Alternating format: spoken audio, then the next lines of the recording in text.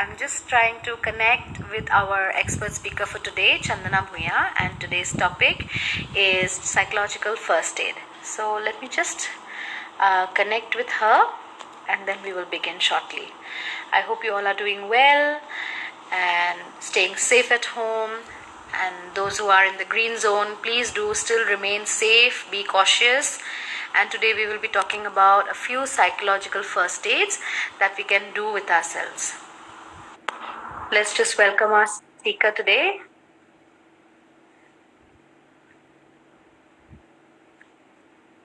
Chandana, I have just sent you a request. Have you received?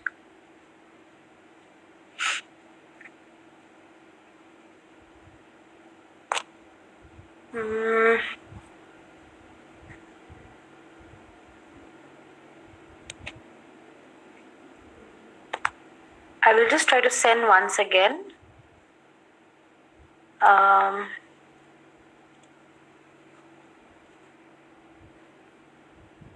Okay, great. Hi. Hi.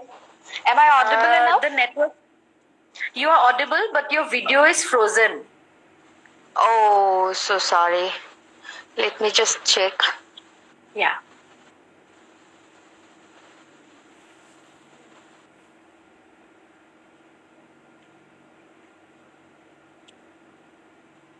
Am I audible to you?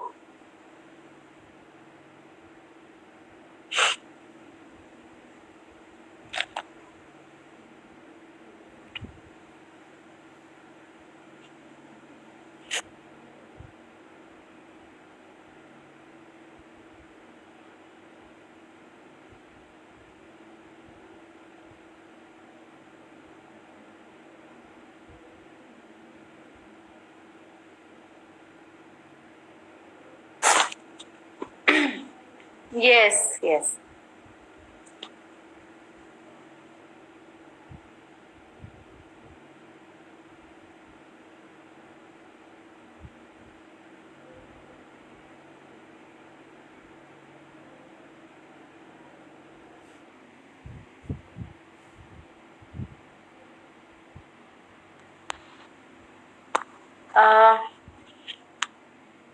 I will just add you back, okay? I'm not sure if you can hear me. The video is completely frozen. Yeah. Am I clear? Okay. Yeah, now you are clear. Yes. Okay, thank God. Okay, so network is giving really trouble, and after today's, kind of storm, it's more kind of a, Yes, trouble network, yeah. Yes. Yeah. So welcome to today's live, guys. This is Chandana Bhuya, psychologist. Hi everyone. Hello. Hi. So Chandana, tell us about your work. I can see you. Yeah, hi Julie. Yes, Suniti, you are saying something.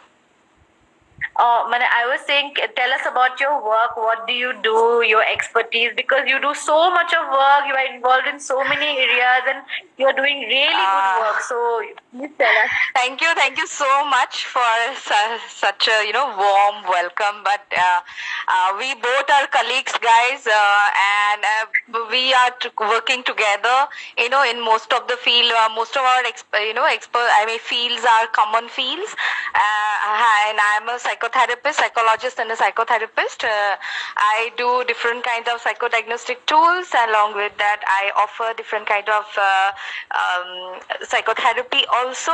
I work with adults as well as I work with children. And for your information, psychological support or therapeutic tools or this mental health programs, it cannot be individual. This is always a teamwork. So many times there are children who struggle with autism, who struggle with ADHD. Everybody, I guess all of you must know that Suniti is an interventionalist, and she work with those kind of children. And yes, she is a blessing for us. She is a blessing for those parents. I do the diagnosis part, yes, but after that, Suniti is the one who take care of them. So yeah, that is what my introduction is. till now. And obviously I do some kinds of, I conduct workshops also. I offer workshops on different kinds of topics. Yeah. Yes. So guys, thank you so much, Chandana, for always, being there for me and supporting me. So guys, to let you all know, Chandana is a trainer, she's a life coach, she's a psychotherapist, and, she's working with different platforms, private and government, and she's associated with one of the biggest hospitals here in Guwahati, one of the biggest hospitals in Northeast, and I really feel, true pleasure in inviting you. So let us Thank start you. today with the topic. Yeah, sure. Yes. Okay. So we are going to talk today about psychological first aid. So can you tell us what is psychological first aid? Can you tell us about it? Yes, so psychological first aid is, we all know what is first aid, right? The moment we talk about first aid, what is the first thing comes to our mind? What is the first thing comes to your mind? Quick, it should be quick something, a resolution, quick solution. Yeah, for example, if he met with his accident, right? Like, what we do? We look for a band-aid, a small accident, obviously. In case of major accident, we have to go to the hospital. We have to consult the doctor. But in all the time, we don't go to the doctor, right? What we do, that first aid kind of things, those things are coming from the doctors. They train us, right? But we know, because this is a very essential part of public health. But what we don't know and what we mostly ignore is that, mental health is equally a part of public health. When we talk about health, it's not only about physical health. It includes the mental health, it includes this social health as well. So when we are talking about psychological first aid, it is a kind of first aid which should be there, a kind of support which can be given to the people in need for psychological accident or psychological emergencies. Just like we have physical emergency, we might have psychological emergency also. And in those kind of situation, the type of first aid we can provide is known as psychological first aid or PFA. So, yes. All right. Thank you so much. So, can you explain a bit further that what is like a psychological emergency? How does it look like so that we can identify?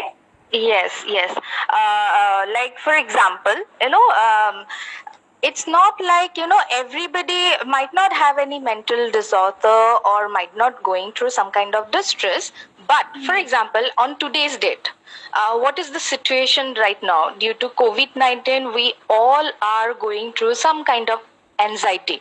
Yes, this is a public health crisis situation, and it is happening all over the world.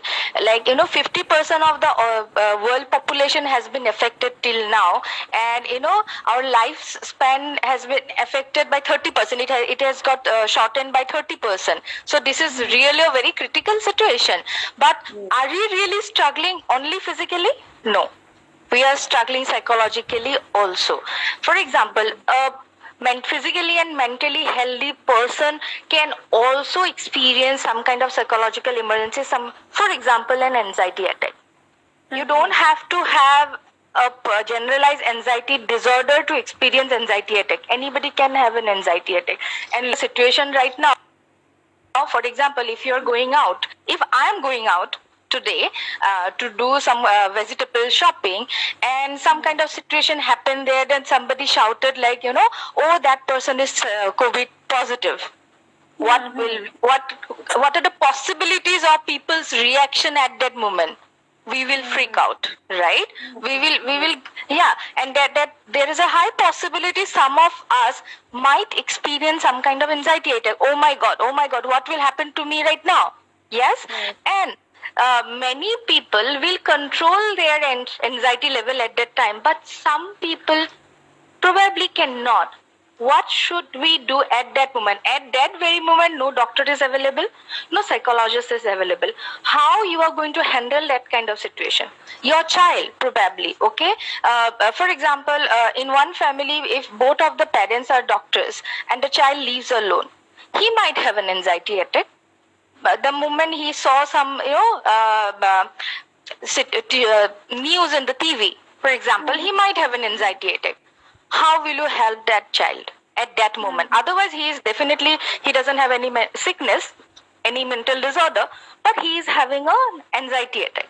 So those skills, those type of support which we can give as a citizen, as a person, those skills are known as psychological first aid. Important point is that you don't have to be a psychologist to offer psychological first aid. It is just first aid.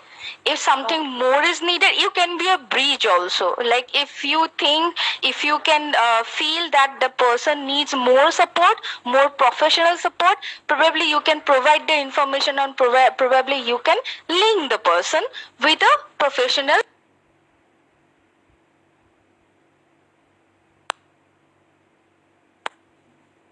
Here, I want to point out 3 important points. One is look, another is listen, and the third is link. Look in the sense, just check the safety of people, check the basic needs. For example, when we are checking the basic need of physical health, right? We are providing that as a society, as a responsible society. We are definitely looking out for safety measures, right? We are definitely looking for a need for basic food need. Food is a very basic need, right? And we are trying to provide that also as a society. But what about that basic psychological support that probably these people need? And that's where your role comes up as a psychological first aid provider. Okay. Yeah. And then once you find out somebody like that, what you have to do, you have to listen to that person's problem, how that person is suffering, how you can help that person, and then link that person to that particular right place. That right place can be a better person whom that person can trust to connect.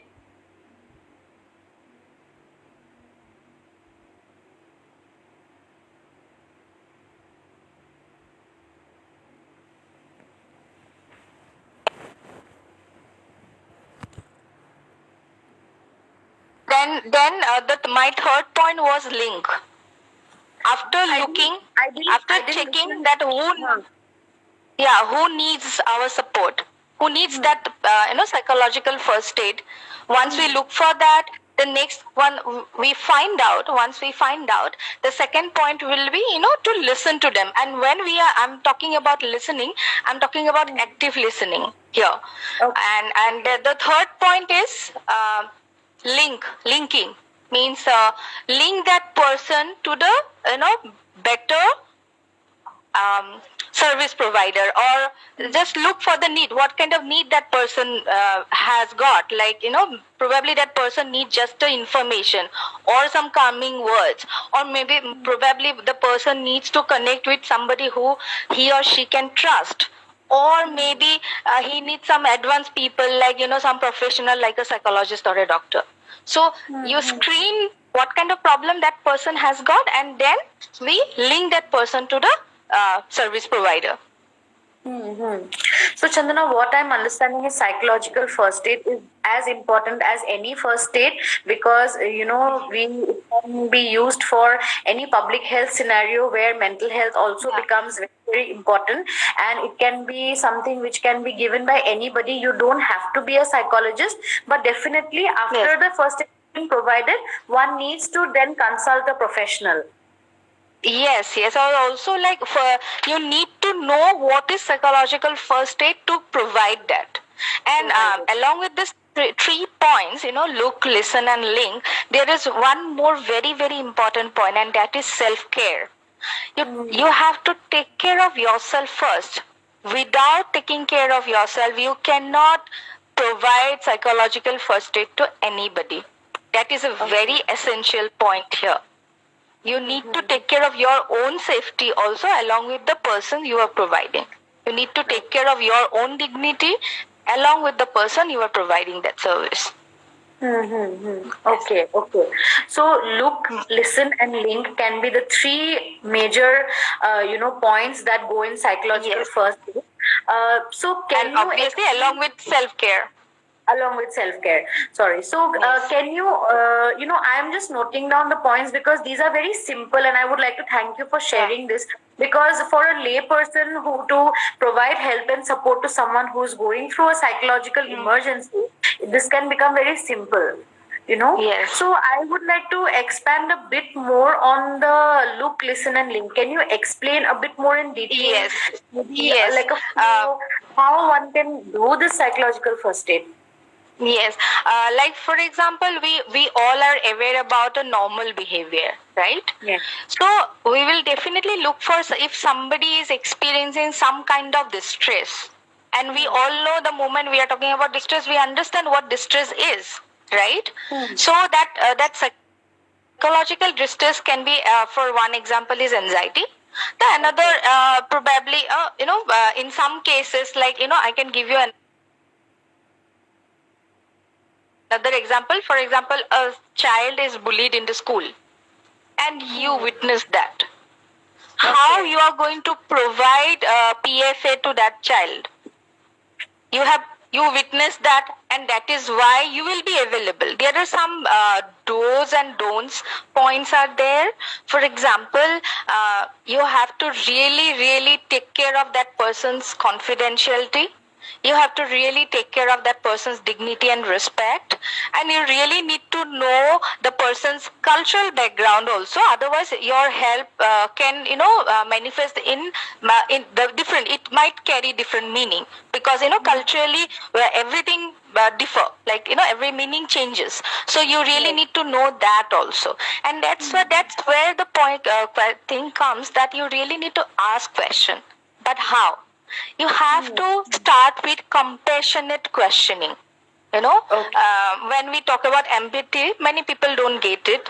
What is empathy? How it is different from sympathy? So I'm going to use a very simple word, and that is compassion. Just ask compassionate question. For example, to a child, do you know that you are facing bullying, and do you want to talk to somebody? Can I help you to connect with someone with whom you will be more comfortable? The moment I'm talking, your compassionate question means it's not only your words are careful, your tone, your body language is also compassionate. That's very important. Yeah, and of course, we don't have to push more. If that person doesn't want to share, it is completely okay. But let that person know that you are available. If in future he or she changes his attitude or mind and want to have support, he or she can comes to you. Yes. That is very important point. We don't have to push. We don't have to impose our support. At the same time, just let the person know that you are available there for any kind of support. Okay. And that question is very important, because with whom you want to talk about it, because many times it might not be their parents. Yes. In case of psychological emergency, or in case of a child, probably the parent also a bully. We don't know that, right? Because we don't have any kind of information, and we will not look for any information also.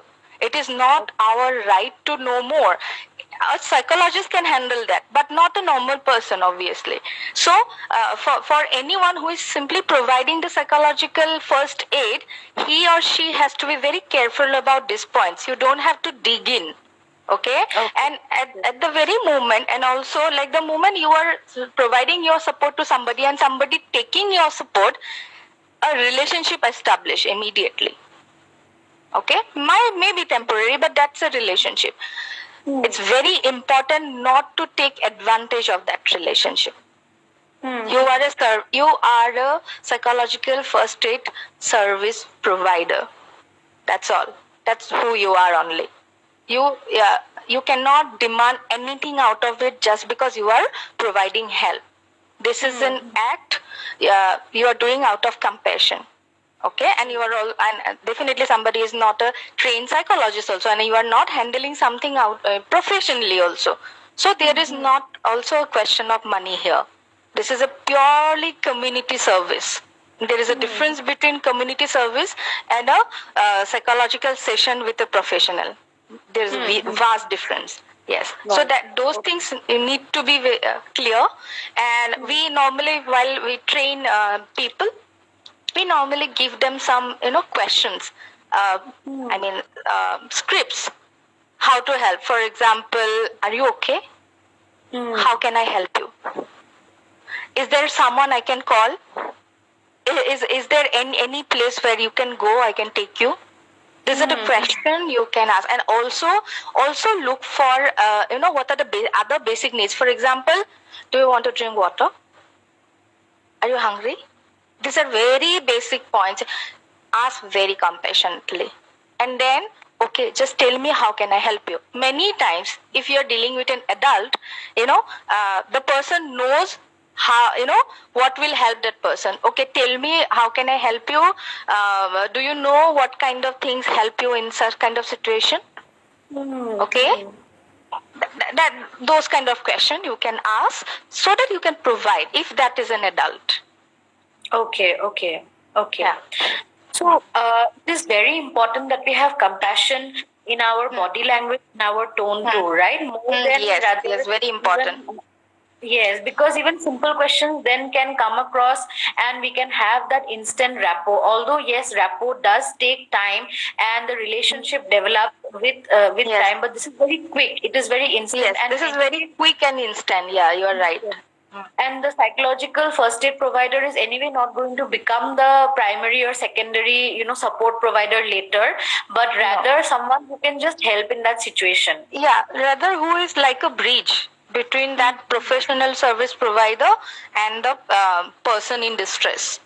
Okay. So just to revise, go over the steps. First and foremost is to look and be observant in terms Yes. of what is happening, who might need help Yes. in distressful situations where psychological distress might be also huge. Like you said, in during these times when we are going in this pandemic, any kind of situation will cause or might have a high chance of causing panic Yes. or anxiety. Yes. And at Yes. that time, children or older people or any person rather might get affected, and we will be able to provide this help.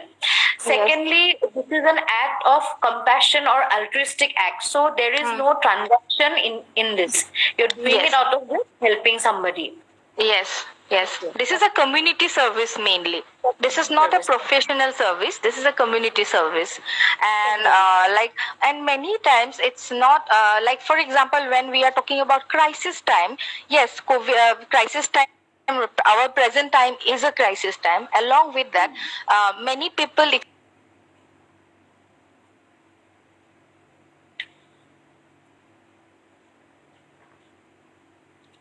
Chandana, your video has frozen. Got a news of the demise of some family member, and there is nobody with him or her, and you are sitting next to him, and you just notice that person is having a kind of a distress. That person is showing some distress behavior. So you as a person, out of compassion, you can definitely help that person start with the questions. First, you notice that person. That person has received a phone call, and then he or she is showing some distress behavior. Then you just start with the compassionate question without the intent of intruding. Okay, our purpose is not to dig in. Our purpose is simply to support and be there till the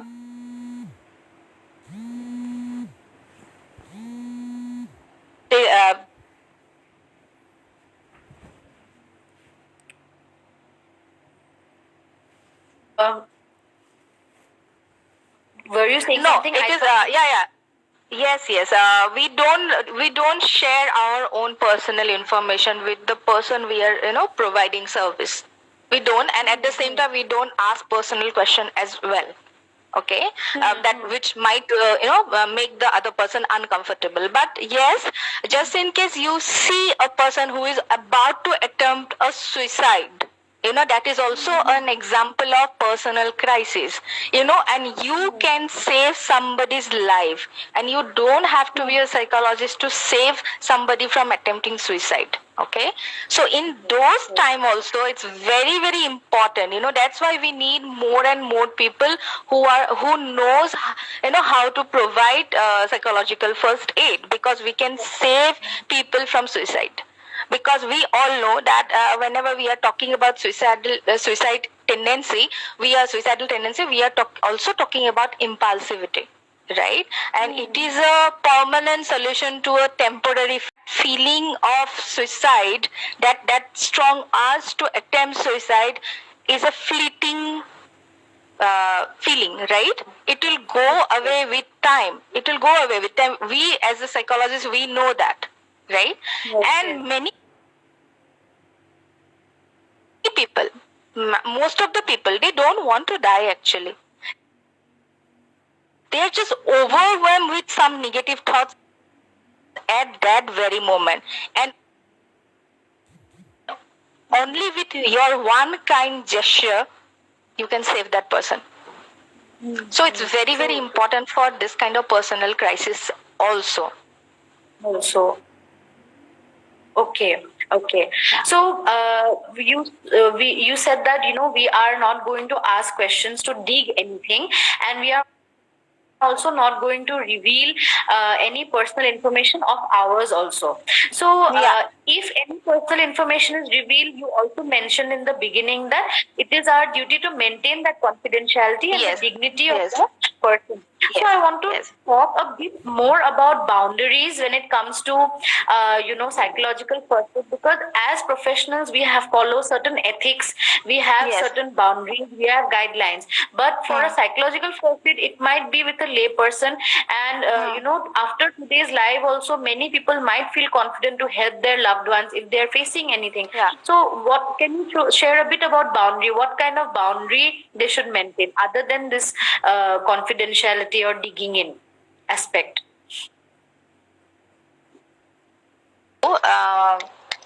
But regarding boundary, and in the very first, I also tell you about the do's and don'ts, right? There is a long list actually, list of what we should do and what we should not do, and that is the very important point. We just like we provide training for first aids, like for example, Red Cross provide training for first aid to children, even to school children, right? Just like that, we actually, the psychologist must provide some kind of training, because it covers a lot of things. And you have come up with a very important question, because people really don't understand what is boundary. And I can say that, you really need to respect the person's dignity. You need to protect their dignity. The moment we talk about protecting somebody's dignity, it also includes that if somebody is not comfortable sharing something, you are not going to ask twice. And if somebody is not comfortable enough to share anything, it is okay. And if somebody has shared out of that in that emotional moment, somebody might share something with you, you are going to respect that person's dignity, and you are going to protect. And in order to do that, you are going to maintain the confidentiality. That is what I can say at this moment, but there is actually a long list, and we really need to provide some, training for this kind of, psychological. What is psychological first aid? And those, skills need to be learned actually. Though it's very simple, but it needs to be learned. Yeah. And also one more thing, Suniti, I want to tell that, psychological first aid is important for ourselves as well. Because many times we also experience psychological emergencies, right? Just like, we have emergency contact number in case of accident. Like if something happens to me, this is the emergency contact number. This is the list of emergency contact number whom the police can call, or anybody who will find me can call, right? We all maintain this kind of things. What we don't maintain, we really need to have a definite plan and strategy and definite, list of contact numbers, that in case of psychological distress and emergency, whom we are going to call or talk, or to whom we are going to get connected. That's very important. That's important for us because we are also not immune to distress, right? We might also experience distress. We must have somebody for those kind of emergencies as well, not only to provide the service to the community, also for our own self. So would you also recommend that to everyone that we should have, these kind of a reach out, someone to reach out to Yes. In terms of support? Because usually when, Yes. guys, clients come to me also, there is, I'm just taking a few moments to share something. Yes, You yes, know, a please. lot of clients, they want to have support from a preferred person. Let's say, oh, I'm in love with this person, oh, or she is my friend, we share so many things, but when I need, at that time she's unable to support me, I don't get that right time.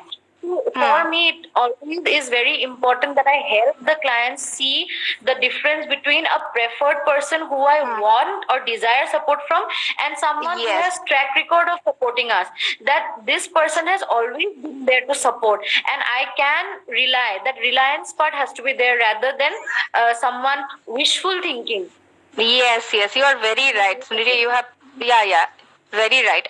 You just, I must say, you just, you on point, bang on, just because that's very important. We love someone, that's why we want to connect to that person. That's normal, that's natural, but what is more important is that like we must have some list of people who can actually help us at that very moment, and for those kind of regions only we have suicide hotlines or crisis hotlines. For example, we are also enlisted in this kind of service providers, right? So what we can these people also must have those crisis helpline numbers. And also, if you are already dealing with some therapist, then it is perfectly fine. You already have your therapist number. But that therapist might be in a session, might not be in a position to receive your call, and because of that, you must have a helpline number also as an emergency contact number. And many times what happened, like you must like for example, we normally ask our clients, right, how is your mood today, like on the scale of 0 to 10. So I think this this everybody must know that on the scale of 0 to 10, where 0 is you are feeling extremely low and 10 is perfect, if your mood is coming to and if you also have suicidal tendency, for example, or you normally experience anxiety attacks, so the moment your mood comes down to 5, call your emergency, contact your emergency number. Don't wait till the point you land in level 1. Don't wait till that point, because probably it will be too late for that. So this kind of things everybody must understand. And once you know about your own feelings, if you are aware about your own good thing or bad thing, for example, many people also experience migraine, right? Like or this kind of physical problem, like okay, if I eat this, I normally have this stomach ache, or if I hungry for a very long time, I usually my migraine gets triggered, right? Yes. So just like that, people can also should be aware about their psychological distress. The moment they once they are aware about their body and their needs, they can actually get notice that yes, my level is coming down and it has reached 0.5 or 0.4, so I should contact my therapist or I should contact a helpline number. Yes. So this is what a lot of people neglect. We tend to just suppress those things, or we tend to ignore it because so much, taboo or demotivation towards this is there. But the trends are changing, and I'm so glad that they are changing. A lot of Yes. people are becoming aware how important this is. And guys, that's why whenever you reach out to a psychologist or you reach out to a resource person, self-awareness is the first thing that we focus on, because it is Yes. very important that we are Yes. aware about our own selves. We understand our own emotional ups and downs as a unique individual. Yes, right. So, just before we move into the activity that we have thought about today, Yes. I just wanted to quickly also ask you what is your suggestion or recommendation for active listening, because that becomes an important part here, as what we Yeah. have shared. So, usually when I'm teaching my students, what I do is I tell them, okay, take a minute and just listen to your surrounding. Yes. So and tell me whatever you heard, and then now cover your ears Hmm. and then listen and Yeah, see I how also do the same thing. how much focus you are having to give now to listen to the same small sounds which generally we can hear. And with that much focus is what you have to do your active listening with. So, would you Right. like to add something to this for the active? Yeah, and at the, also this is very important regarding active listening is that it is you should avoid interpretation on your part. Like you should not conclude anything on your part. Active listening is directly related to observation. You are listening. You are listening very carefully. You are listening every word, every sound of those words, and you are noticing the body language also. But at the same time, you are not imposing your own meaning of those, interpretations.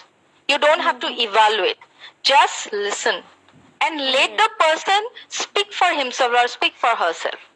Ask questions. If you have any doubt, ask question. Paraphrase it. It's very important. Paraphrasing is very, very important. It's an important part of active listening. Without paraphrasing, without following up, we might land up in a wrong information, right? And that's how miscommunication happens. So those are very two important points we need to cover while we are, talking about active listening.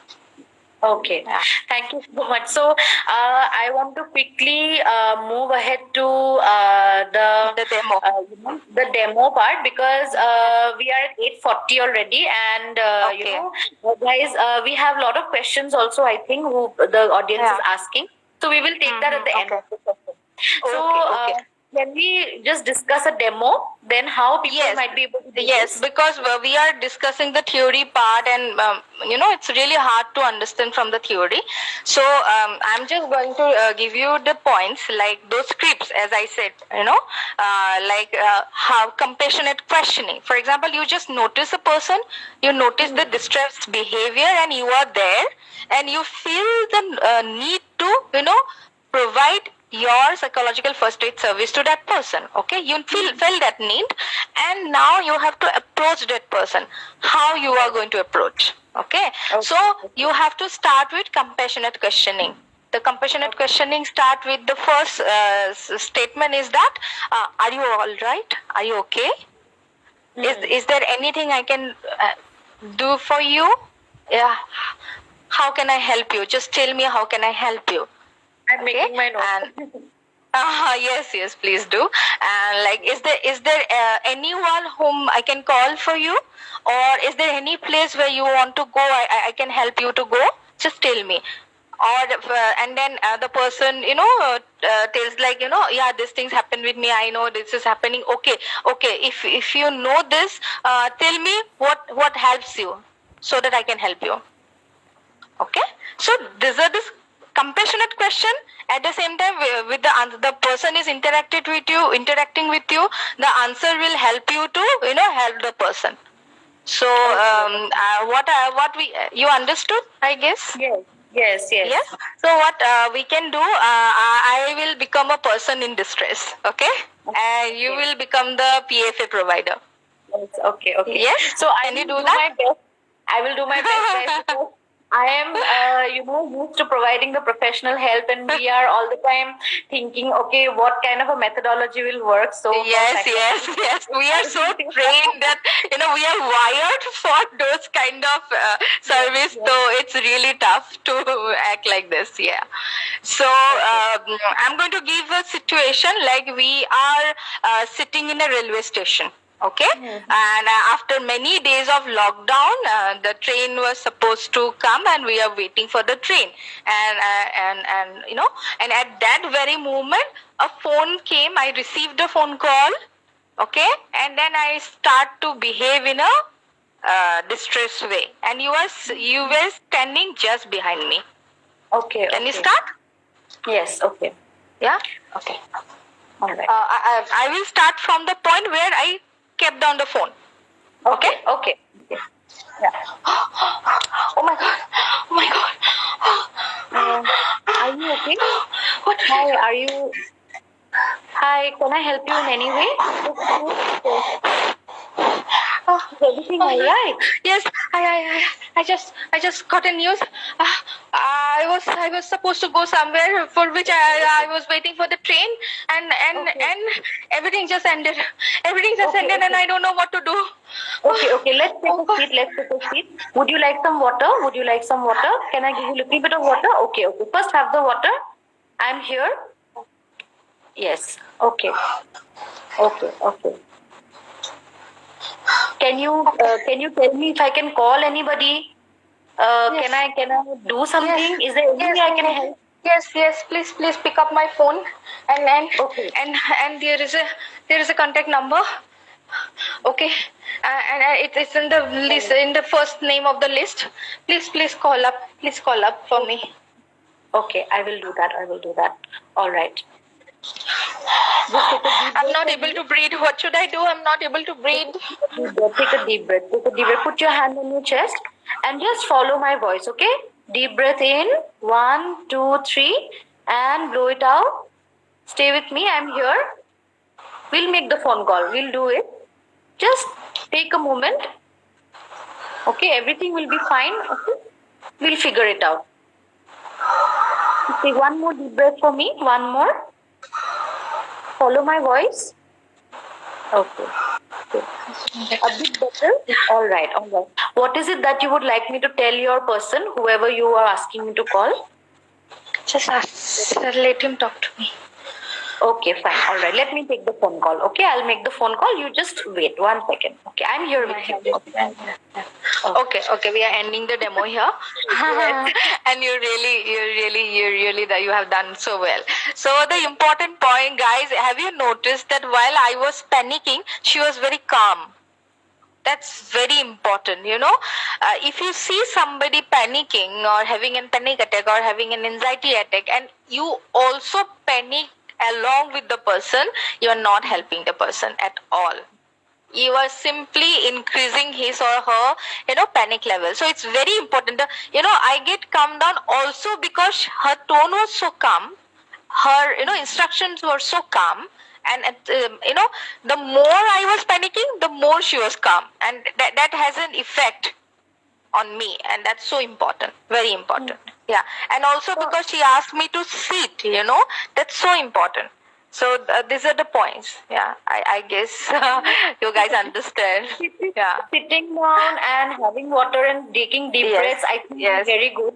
Also, I feel that because body language here I cannot show, so I was constantly nodding my head to let you know that whatever it is you're saying, I'm receiving, I'm listening, I'm listening. So nodding can be a body language indicator to the other person that. And also your tone of voice, the calming effect is already there.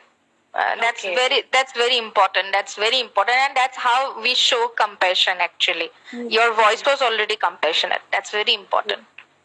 Also, I was, I asked her that what is it that you would like me to say to whoever you are calling. I did not ask who do you want me to call, and I did not say something on your own. I asked her that she can feel control of the situation. That kind of questions actually where we request people to ask. It's not what you want to do, it's what the other person needs. So you have to look for the person's needs at that very moment. Yes. Yeah.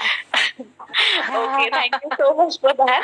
So, lastly, I think we have covered everything that we wanted to discuss today for the topic. And can you suggest any activity that one can do for psychological aid for themselves? Because self-care is a big part of it, right? So if anything suggest?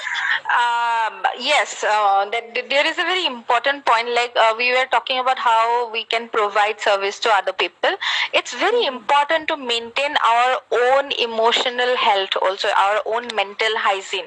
And for that, we, on a day-to-day life, and specifically because of this kind of situation, we must, take care of our own emotional health. And for that, one is watching your breaths. You can do meditation nowadays, like there are a lot of mindfulness meditation apps are there. So mindfulness is very, very helpful. So it makes you aware about your own body sensation and your own emotional, how you are feeling at that very moment. Many times we act very unconsciously. We don't even understand that we are actually distressed. So mindfulness really helps to detect those, and also it reduces the suffering level. One is mindfulness. Another is if lot of thoughts are coming to you, because at this time it might come. So it's very important to maintain a worry window, like keeping 30 minutes of your day for journaling. Just write down your negative thoughts, write down whatever negative emotions you are experiencing, because it's important to let it out. It's important to letting it out from your mind or from your brain. And also because we are all locked down inside our houses, so please avoid watching news all the time, because it's not going to help you. It's simply it will increase your anxiety level. Definitely get the information, get the exact information, but not 24/7. And also, like, because we are not doing anything at all, we are not able to do our work, that doesn't mean you have to passively watch something or passively involve in something. It's very important to engage in meaningful work. We are wired for meaning in our life. We all search for meaning, and we all have that need to be valued. We want we want to understand our self-worth with the help of other people's eyes. So do something helpful. By helping other people, we are actually increasing our own emotional health also. That's very important. So always find something to do with purpose, with meaningful purpose. Okay, for example, probably because of your busy schedule, you are not able to do so many things in your life. You can do it now. Make a list of it. It will make a purposeful activity which will help you and give you a sense of control also. And please have a routine, have a structure. It's not like that you have to have an army routine kind of a thing. It's just that just include whatever makes you happy. Okay, it's we as human beings, we are wired for sense of mastery. That mastery doesn't mean you have to be extremely expert in something. It just whatever gives you pleasure, whatever gives you pleasure, please do that. Okay, it's very important. It's very important. Yeah. Thank you so much for sharing that. So I think we have come to an end for the topic. So shall we move on to taking the questions? I'm just sure. seeing some of the questions that people have asked. Okay, so it's, I think, Jimpy, thank you so much. Okay, so one is Iris is asking, what do we do when any individual starts sharing their personal information? I think that we already covered, right? Yes, I think we already covered that. Yeah. And you just maintain that person's confidentiality. That's all. Just respect that person's emotion. Yeah. Okay.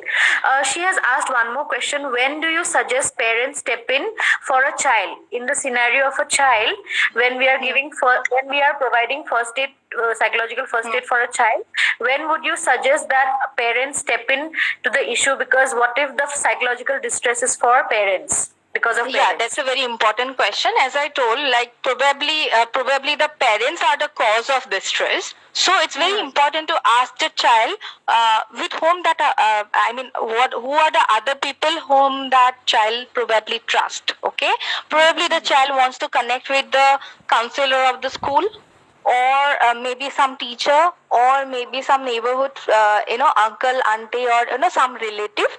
We must ask that question to that child, because we all in our mind make an emergency list anyway. We all of us have people whom we trust most. If it is not their parents, it might be somebody else.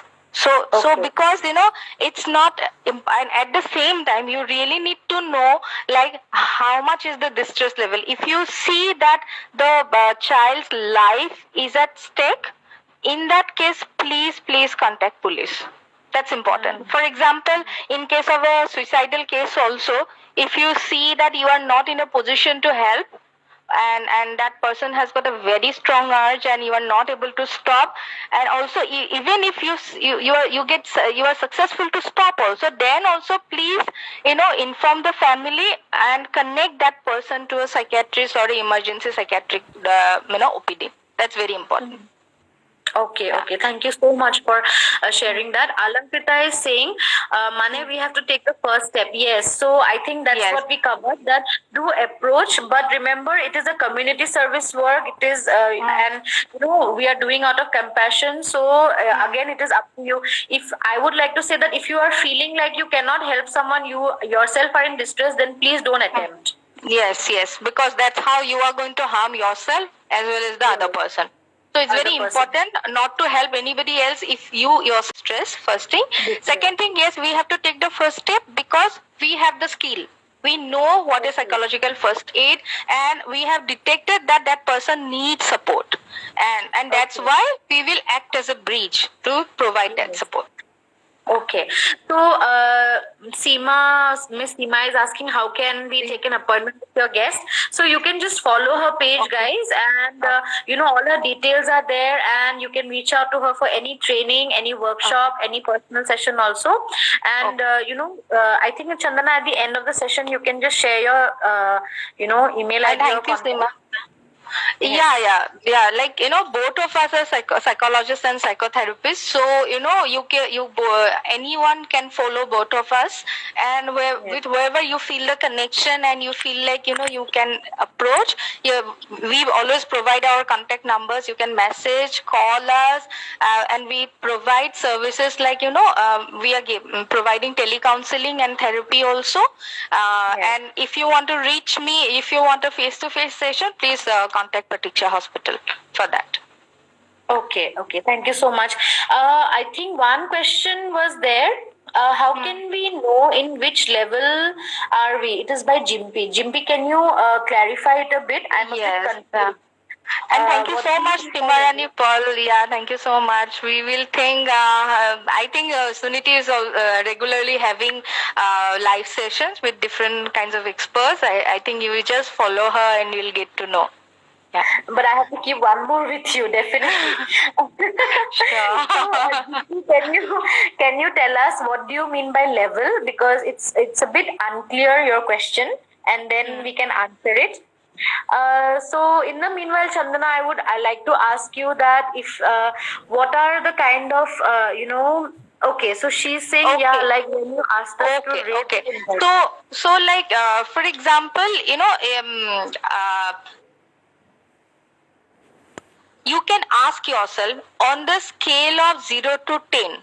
Okay, you understand what is 0 to 10? Well, 0 means no anxiety at all, and 10 means extreme amount of anxiety. Or you can take vice versa also, like 10 means extremely terrible condition, high, and I mean, in whatever way, in whichever direction you take, on the scale of 0 to 10, close your eyes, take a deep breath in, feel your sensation, whatever sensation you are feeling, and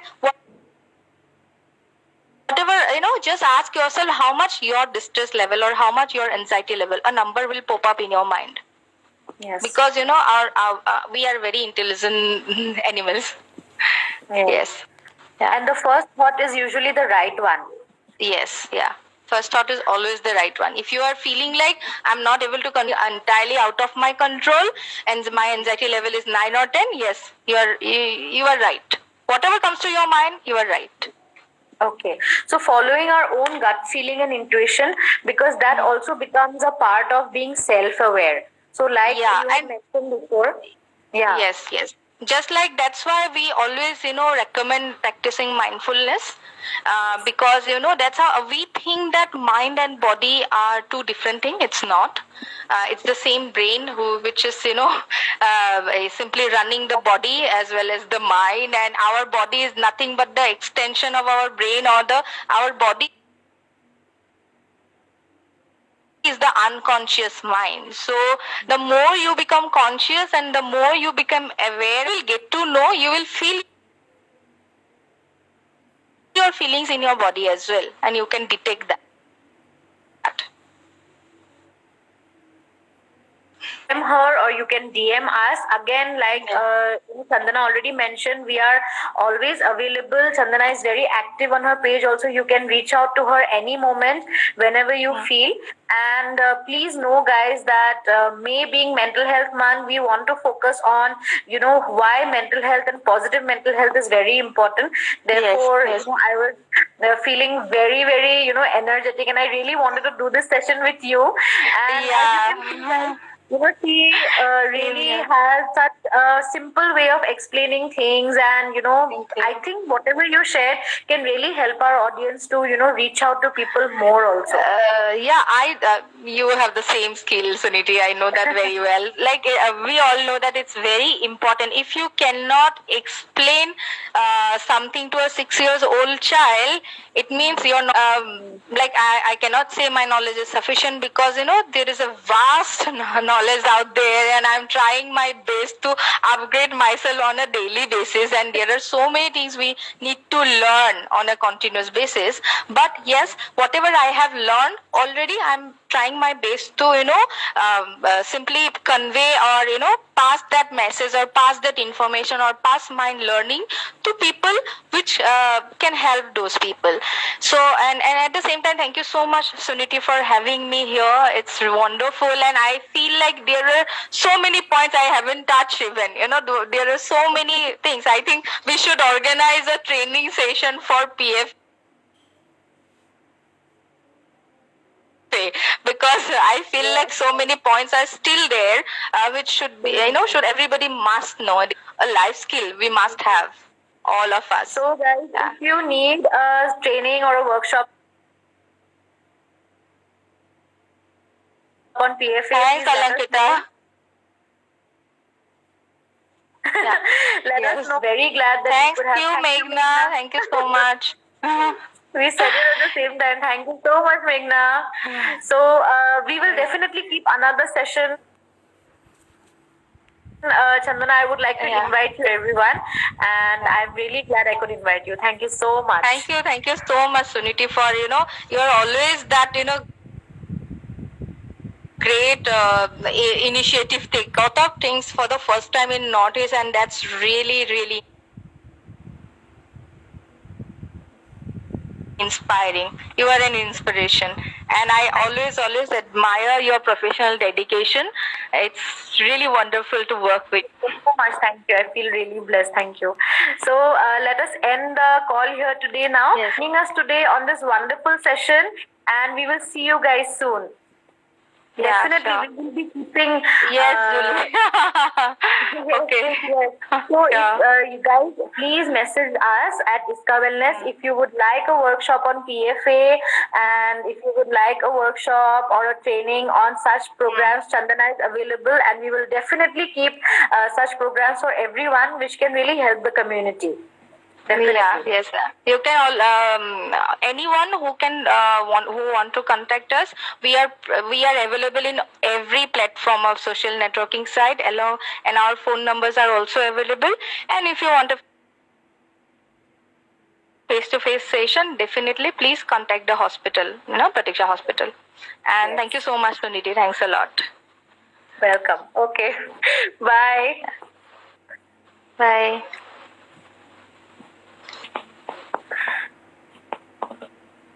Okay, guys, that was a wonderful live, and I'm so glad that I could bring in Chandana, and you guys had a chance to interact with her and learn so much from her. She's really a true inspiration in our field, and she's doing some really great work. So do follow her, and please stay tuned for the next live with our expert Kehali Shinde on rational living, and we'll see you day after on the live. Okay, do follow the page, and we have our internship program, which I would like to announce that it is now a professional training program too.